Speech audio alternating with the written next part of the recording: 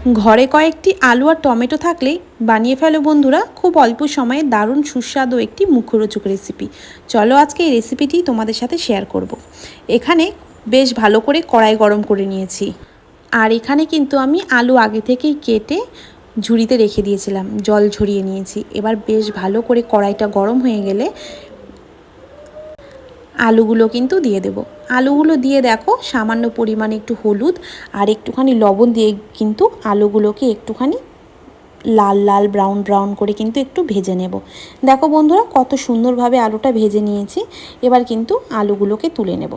আলুগুলো কিন্তু যেন পুড়ে না যায় এরকম একটু লাল লাল করে কিন্তু ভেজে নেবে।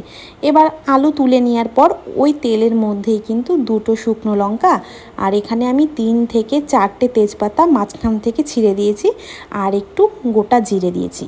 এবার এখানে আমি দুটো মাঝারি সাইজের টমেটো কেটে রেখেছিলাম, সেটা দিয়ে দিলাম। দিয়ে দিয়েছি কাঁচা লঙ্কা, কাঁচার পাকা লঙ্কা, জিরের গুঁড়ো আর কিন্তু একটু কালো সর্ষে বেটে রেখেছিলাম, কালো সর্ষেটাও কিন্তু দিয়ে কাঁচা লঙ্কা দিয়ে নিয়েছি। এবার কিন্তু মশলাটাকে ভালো করে কষিয়ে নিয়েছি। তারপরে আলুগুলোকে দিয়ে কিন্তু আলুর সাথে মশলাটা বেশ ভালো করে কষিয়ে নিতে হবে। খুব অল্প সময়ে কিন্তু রেসিপিটি রান্না করা যায় বন্ধুরা। ঘরে দুটো টমেটো থাকলে, আলু তো সবার ঘরেই থাকে, বানিয়ে নাও এরকম দারুণ সুস্বাদু রেসিপি।